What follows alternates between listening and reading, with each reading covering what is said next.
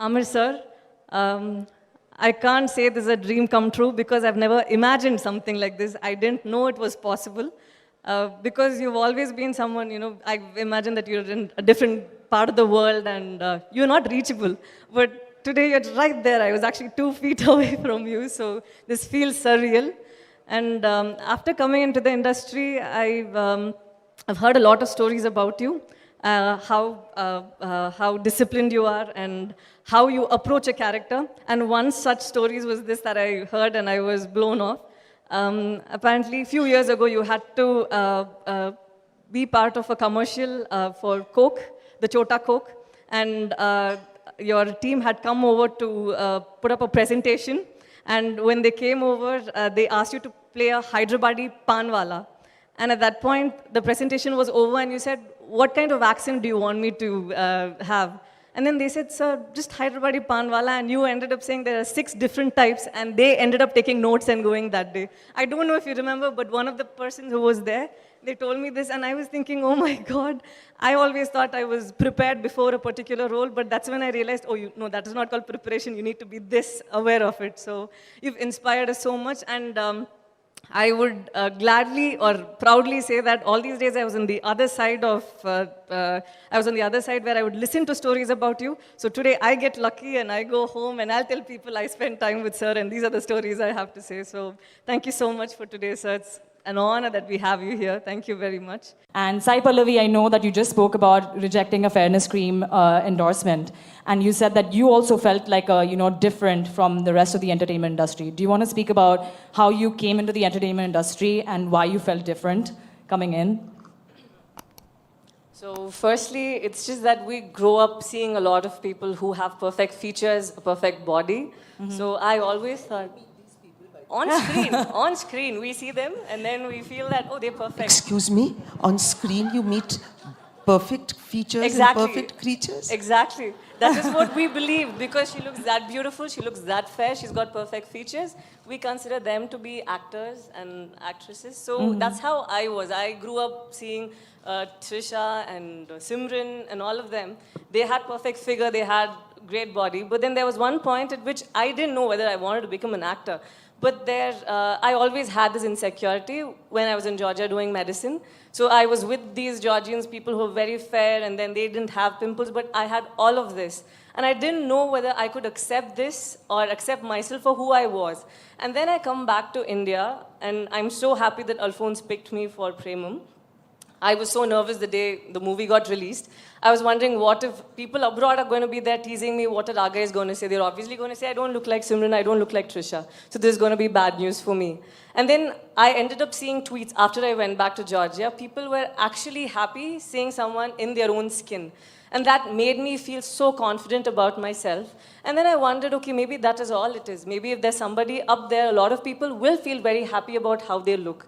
So that is how I felt when I got into the industry. And I'm blessed that I worked with directors who liked me in my own skin, and they did have me put on makeup before, say, pre-shoot.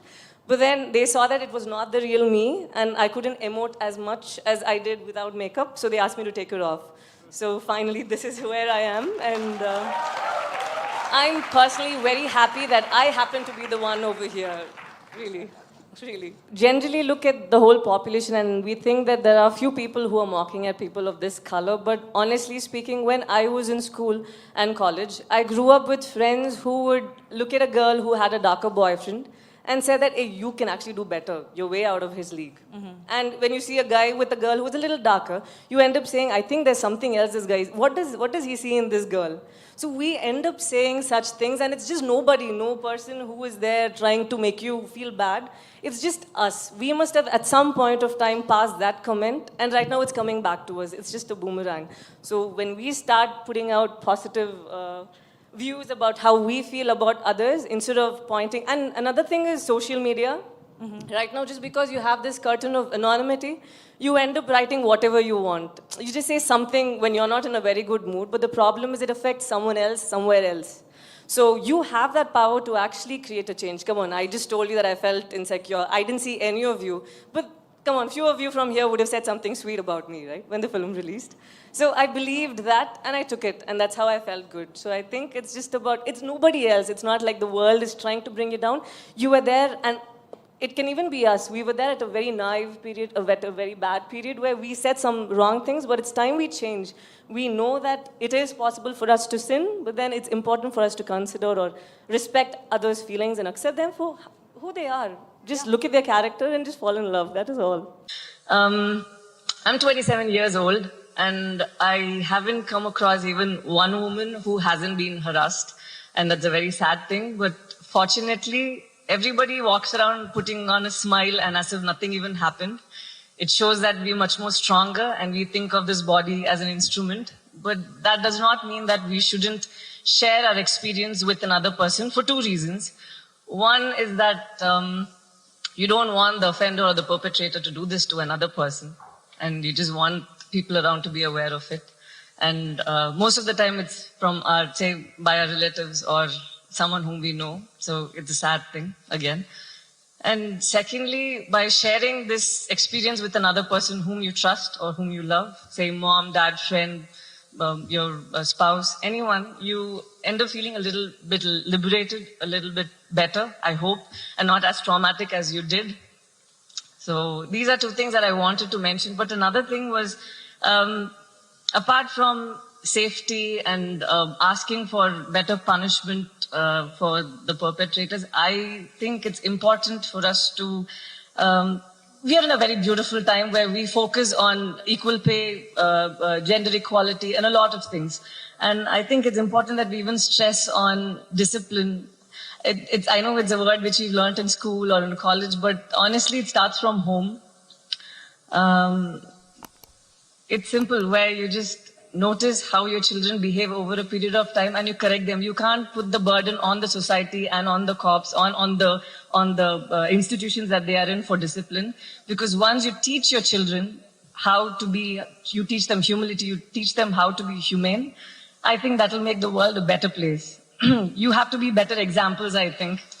We can't, because the people whom we talk about are not some random people somewhere on some corner of the earth. They are amongst us. And we ourselves at some point of time have been bad to another's soul, but then we've moved on from that. It's because of what we've been taught from our childhood, or what we've observed since our childhood. How you treat your wife, and your kid sees how you treat your wife, and that's how the kid is going to grow up thinking, okay, that's how we treat a woman. How the kid is exposed to an environment where how they look at objectifying a woman, and that's how they end up thinking this is normal. So it's important, I think, instead of looking for ways to solve this problem, it has to start from within. Most of us are women over here, and I'm sure all of us will be great parents. But it's important for us to just not, say, copulate and just have children. It's our responsibility. Instead of hoping for having a kid who is going to become the next big thing, going to be the best in their industry or field or whatever, it's important for us to make sure that they are not